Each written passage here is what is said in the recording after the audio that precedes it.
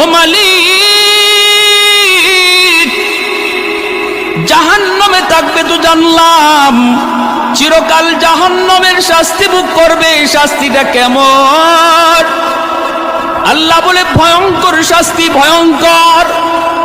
সাধারণ জাহান্নামীরা এত শাস্তি পাবে না যতটা শাস্তি পাবে একজন খুনি।